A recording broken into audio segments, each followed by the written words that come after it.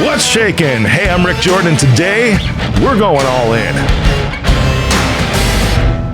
All right, everybody wants to get in the world of digital marketing, but you know what? Everyone's thinking that they can just throw some ads up and then all of a sudden you're successful. That's not the case. I hope you know that, and it's not overnight either. Today we're going to talk to my guest who has worked with amazing, incredible brands like Samsung's, Brookfield, Subway. Everybody knows these names, right? You know, even has been featured on media outlets like CNBC, Medium, Yahoo, Digiday. You know, all of these amazing accolades and just locations where he showed up and shared his knowledge. But you know what? They got nothing on that because today he's on All In, and I am happy to welcome John. What's up? You're going to have to pronounce your last name. I should have asked you this, bro. Sampogna? Sampogna. Huh? I was afraid that's awesome. Yeah. The silent G. It gets everyone. I got a lot of Sampognas. Yeah. And, but yeah, Sampogna. I'm glad I asked you to do that, man. That's awesome. Dude, it's good. It's good to have you on because, I mean, I hope I didn't even name your company because your company is like the best, right? It's Wondersauce. Dude, where did that name come from? That is my first question, dude. It's such a random story. So good. When that we makes it started fun. the business like 12, 13 years ago, it was a URL that we owned that we had a bunch of random URLs that we bought. Dude, you do the same thing? Like one time I bought mybutt.com. I'm not kidding. But it was literally like, It was as simple as that. Like you would have an idea and you would just search it on GoDaddy or something and buy it if it was available with no intention of starting a business. And our chief creative officer at the time, he was hosting his work before Wondersauce on Wondersauce.com because someone had his name. So it was just hosted there as a joke, and he would point people to it if they needed to see his work. And we eventually started freelancing under the name Wondersauce because we thought we could charge more money if we had a company. And then when we actually launched the business, we just kind of like didn't think about it and called it that.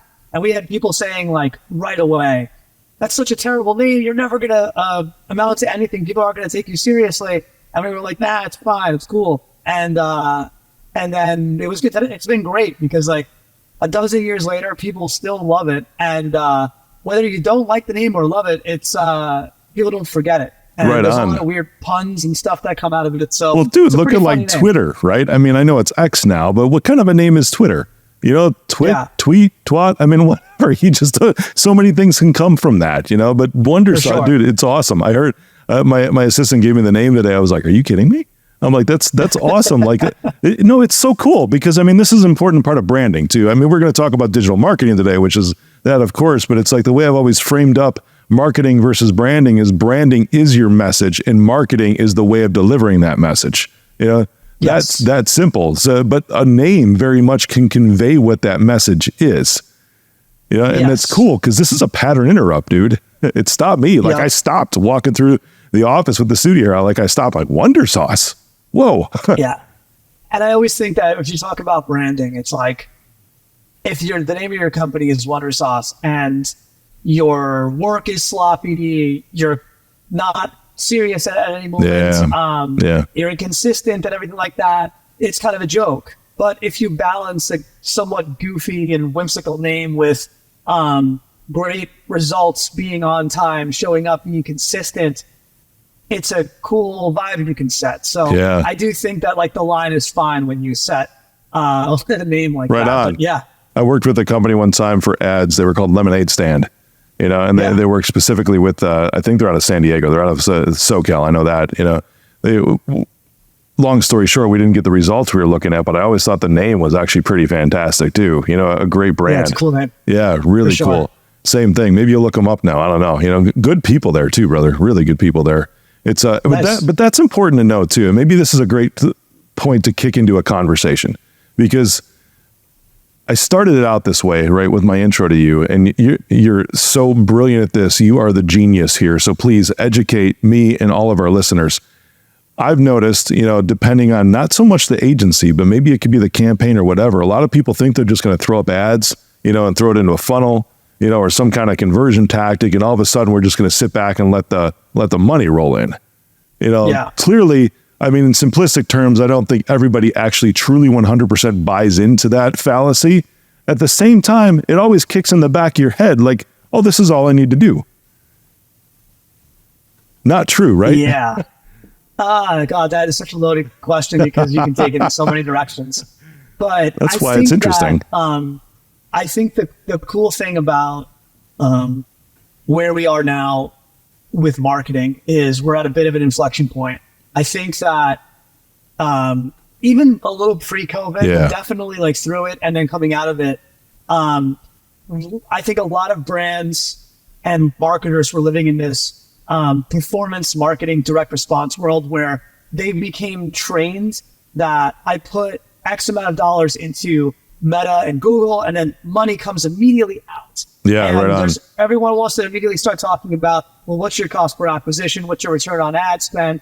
Yeah. And those are really valuable channels that work, but they're incredibly expensive and competitive. And I feel like brands have lost sight of how important it is to actually build a brand and tell a story and to have something that will live without a spend behind it, because it's not sustainable for small businesses or even scaling businesses to have every one of their core messages be supported by something paid. And everyone's always talking about, like, how do you drive earned media? How do you go viral? All that stuff, right? And there's no formula to that. Yeah, but I'll tell you one thing. The only way to do it is to build a brand platform and to stand for something and to get your organization comfortable with the idea of testing and putting a lot of interesting messaging out there to see what resonates with customers. And that doesn't cost any money if you're doing it correctly. And then the stuff that's working, you start to put money behind.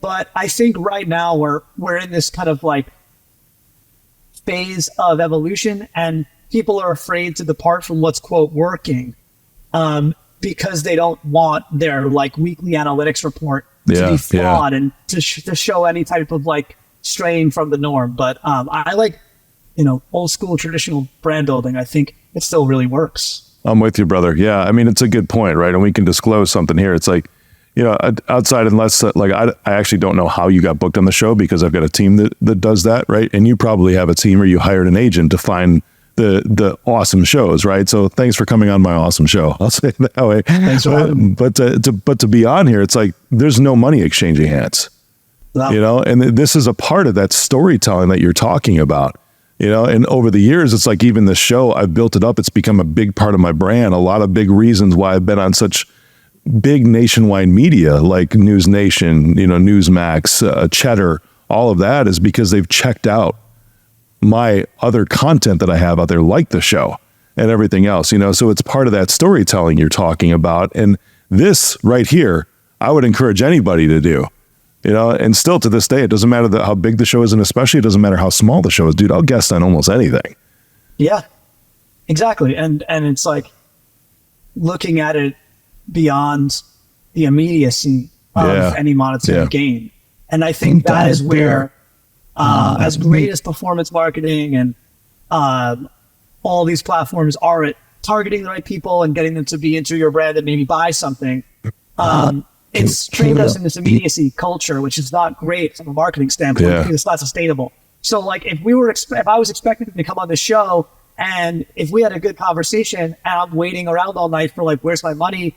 Why aren't the brands hitting me up immediately? Like, what was the point of this? Yeah. It's obviously the wrong way of going about building a personal brand or any type of brand. Yep. I feel you, man. Yeah. It happens that way too. And you can see the effects. I've said before, it's like, we're talking about brand building here, but then feeling the effects that you're talking about come from the brand building through marketing. And I've said that before, that brand building and marketing is not something that you necessarily see. It's something that you feel. So when you get that call, and it's not because it'll come. It's like, I fully believe that. I've gotten them, right? Guesting on other shows, I've gotten them. Sure. Or going on the news, I've gotten them. But it's like 6 months later, 8 months later. Yeah, it's a long lead. Yeah, right on, man. That's cool, dude. So, a little bit about you, because the one thing I don't see on here, which is kind of sad, it's like, where did you come from? Because somebody just doesn't wake up one day and be like, I'm going to tell stories for a living, or help others tell stories. Yeah, my background is, I grew up in New York. I wanted to do music. I didn't really know what that meant, like whether I wanted to play music professionally, or I really wanted to work at a label. and scout bands. Yeah. And when I realized that that wasn't what I thought it was in my mind, a bunch of my friends, like when we were about 20 years old, 21, just randomly happened to be developers, designers, creatives that were working at agencies, freelancing, working full-time. And I remember one of my buddies was like, you know, you would be pretty good at doing this type of stuff. I don't know what you would do, but you'd be good at it, I think. So look it up. And I remember like one night, you know, God, this was like 20 years ago. I was just looking at companies on the internet and I started applying to random positions, but I wasn't doing it through like open roles or anything like that. I was like finding companies I thought was interesting and cool and then writing them emails. I don't really think I attached a resume. I was just basically like, why I think what they're doing is cool, some work I thought was interesting. And it was like extremely conscious, authentic weirdness. Yeah, yeah. And I remember that night I'm like out at a bar and I get a response from a recruiter at like 10 p.m. Eastern time. So that it was for a job in LA. And it was for the executive assistant to the CEO of like a large 400 person digital shop. And, you know, I ended up meeting him. We hit it off. Sure. And I took the job and I never really wanted to be an assistant or thought about that, but I thought it was a cool way in and it was amazing. I spent 8 months as his assistant. I got to like listen to all his meetings and read emails. And so I really learned the agency business from the top. And I never really wanted to be the best manager, strategist, producer, creative. So I never really aspired to be like a role at an agency. Yeah. I was just like fascinated with the structure of the business. Oh, that's so cool. That's what I kind of fell in love with. And then, yeah, I kind of did a bunch of jobs and kicked around for a while, doing, you know, different agency roles at 2 different places before eventually deciding to do it myself with some friends. That's awesome, man. So you just, I love what you, if I can rewind a sec, because I mean, you even got me thinking, I'm like, that is freaking brilliant, because it's in essence a cold email campaign, extremely manual what you were doing, but it was a cold email campaign. Just looking at, it's like, this might be an interesting place to work. If I tracked what you were saying, I'm going to go look them up and I'm going to tell them the things I like and don't like about their marketing and their storytelling right now. Yeah, that's a way to, just like, dude, just like Wondersauce, that's a pattern interrupt. Nobody gets those kinds of emails. Honestly, like, to this day, I feel like, you know, whenever I speak to kids at different like ad programs at colleges, and they always ask like, how do I get into the business and everything like that? I always say, like, in a world where it's a quantity game, it feels like whether it's all the like Indeed or LinkedIn making it easy to apply to like 1 million jobs a day. It's like, maybe don't do that. Maybe apply to like 5 jobs a day that you actually really want and learn the companies and the clients they work with and the people that work there and send them something that doesn't feel cut and paste. And I promise you, your response rate will be higher than what you're seeing by just going into the abyss of Indeed or LinkedIn. And nothing against those platforms, but if you make those platforms really easy to, you know, apply, I have to imagine the other side of that platform is really easy to skip over the applicants. So it's kind of like a double-edged sword. That's cool, man. I love that.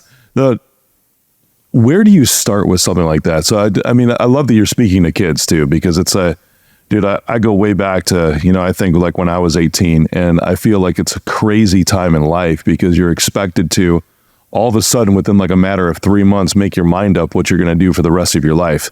And at the same time, potentially incur a whole shit ton of debt along the way, you know? So something like that, it's like, I love that you're speaking to kids in that crucial moment in life, you know, to be like, hey, you don't have to have it all figured out right now. You know, so I still don't have it figured out. Dude, I'm with you. So with you on that. I'm already thinking, it's like, well, what am I going to do in 5 years? You know, I just took a company public. It's like, what's going to happen in 5 years? Am I still going to want to do this?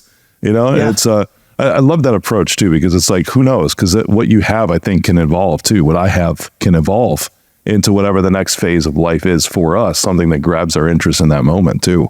Yeah, definitely. Dude, I love that. So where does somebody start with the storytelling? Because I'm hearing you and you're really talking about like, let the cream rise to the top, you know, rather than, you know, like focusing on the whole drink or whatever, you know, let it rise to the top so that you're sitting above everybody else. With some of these, you know, some might be like, hey, give me the best gimmick, but that's not what you're talking about. you're not talking about a gimmick, you know, you're talking about authenticity from what I hear. But where do you start with that, dude? Yeah, I mean, I have to say, like, the obvious disclaimer that every brand is different, every industry is different. But I think at the end of the day, like, you know, the most obvious place to start is the audience that you're going after. Who are they, and what are they doing? I like to be as specific as possible. And when someone says, no, this is a mass play, it's for people 18 to 50, and it's all walks of life and blah, blah, blah. I'm like, okay, let's get we're marketing so Motrin. Yeah, exactly.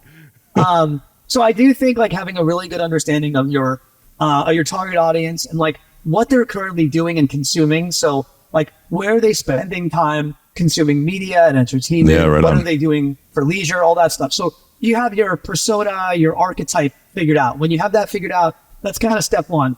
I think step two, it's like having a long, honest look at your business and your product or your service that you're selling.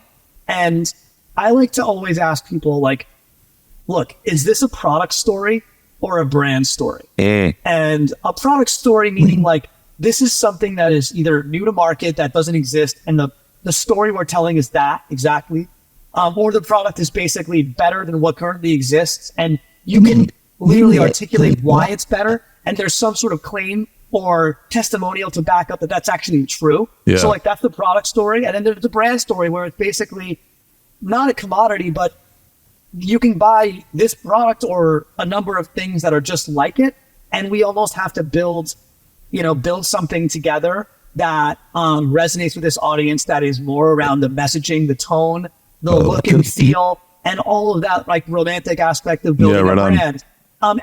Something can live somewhere in the middle, but I think at the end of the day, like if you can lean in one direction, it really helps, because we're trying to get to like a product benefit or a brand benefit, something that we can basically use to tie to the audience, where we're saying like biggest pain point is this that the audience has, and our product benefit is here. So the message has to connect between the two. Yeah. Then we're able to like kind of like double down our focus. And I think getting copywriters, creators, any type of creative focused is so crucial. So the more specific we're able to be around the product, its benefits, and who we're going after in terms of that audience is really the best way to start like crafting a brand story. That's awesome. Now, you mentioned something too, which got my brain thinking. I wanted to hit this with you today, and I think it's a good segue into that. You mentioned the word copywriter too, of course, because you're assembling the team around, especially if it's a brand story. Sure. Dude, AI, right? Because everything that everybody sees, it's like copywriters are going out of business. You know, it's like even I've got plenty of lawyers being a public company, and my corporate counsel is like, yeah, AI is going to replace most lawyers. I'm like, dude, even litigators? He's like, especially litigators. I'm like, no way. I'm like, I can say, like, here's me, a dude with a public cybersecurity company, right? I'm like, there's no, like, because I've got the creative side, dude. Look what we're doing right now, right? I'm not a normal cyber dude. I love content. I love creativity. I started as a musician also, right? When I was 5, dude, played on stages, all over the country in front of thousands of people. So I've got that side of my brain working too. But the AI portion of this, especially the lawyers, he's like, yeah, I'm like, what about transaction lawyers? I'm like, because they could easily write business contracts, no problem, and then it's like interfacing almost with a human, but I don't know about litigators, because that's where I see like the creativity. He's like, absolutely litigators. His point, and I want to draw this parallel, or if you can help me draw this parallel today.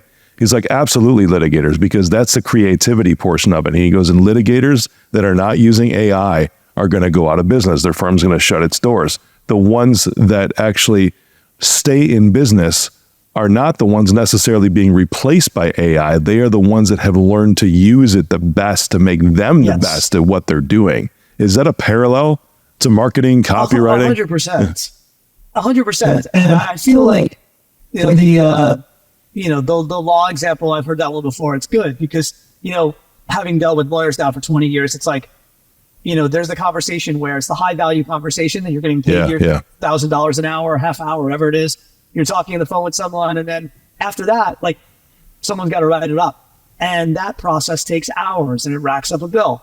If that could be done in a fraction of the time, that's great. Like but 2 minutes. That conversation where you're having a nuanced discussion around details with the lawyer on the phone, it's harder to commoditize that. And I feel like the same parallels could be had with elements of what we do from a marketing standpoint. Yes, like there will be massive areas of our business, that'll be sped up and commoditized. And that's already been happening for years. I mean, I don't think this is any different than like the 80s with like the advent of the computer where, one day you'd show up and there was a stack of memos on your desk and you had to respond to the memos and mail them out or message them over to people. And then email happened and that made it instantaneous. And obviously things like social media and content creation became incredibly easy to do over the last 10 years.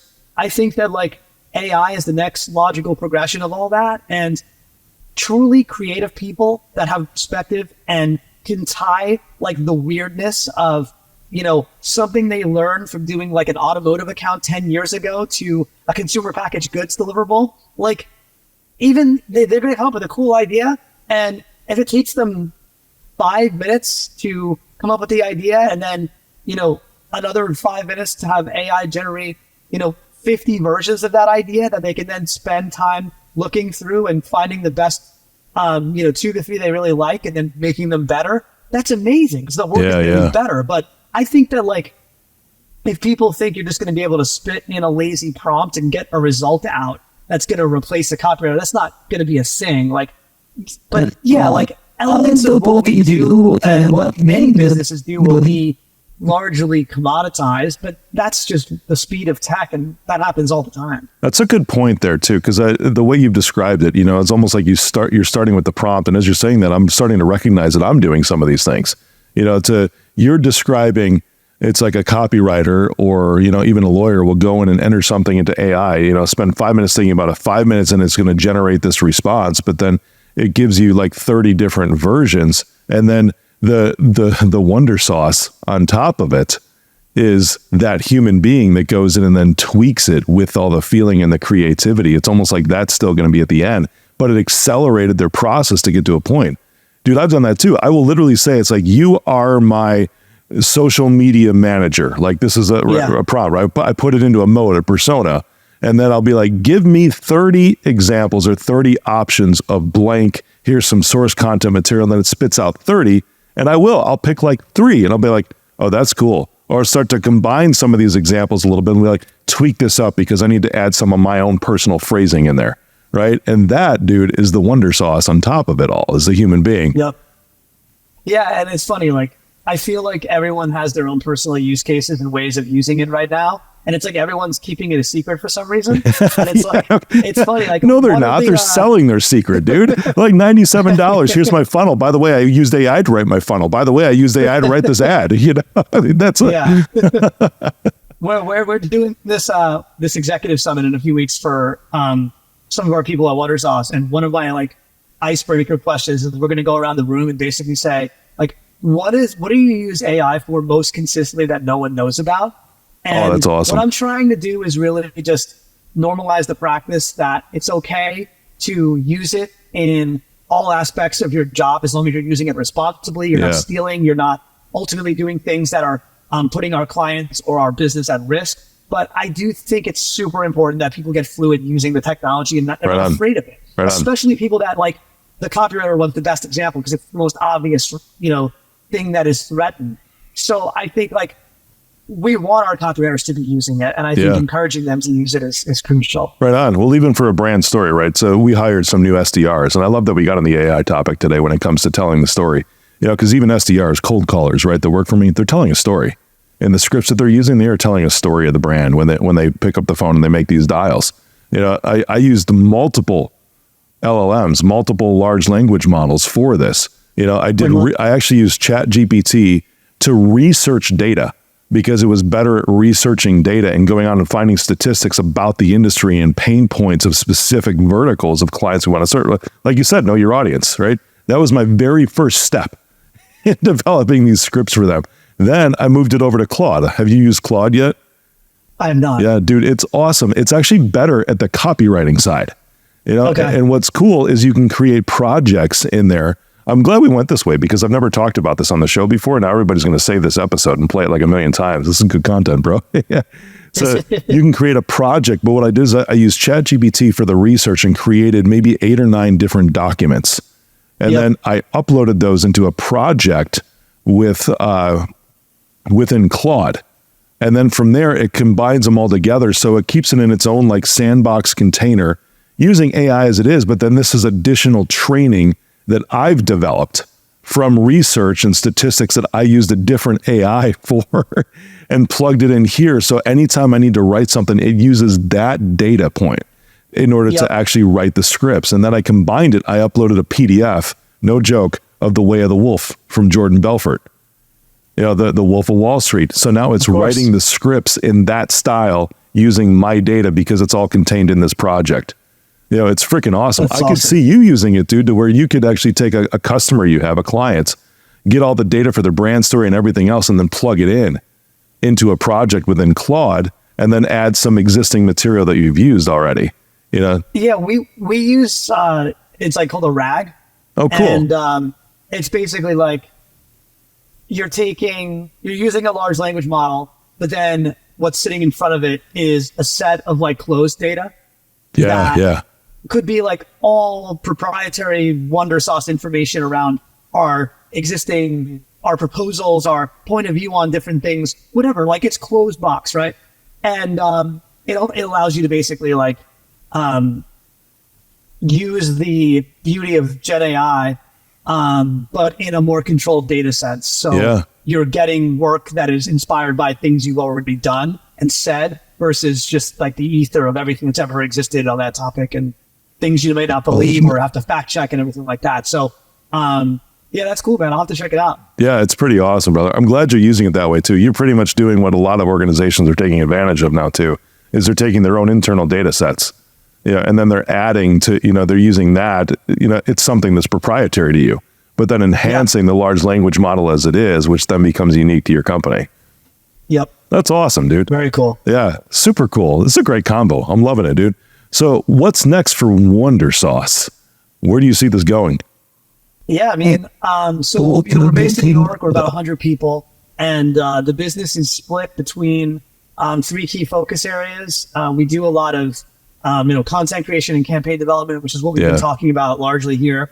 The next part is we do a lot of media buying. So everything from, social, search, TV, out of home, digital out of home, CTV, all that stuff.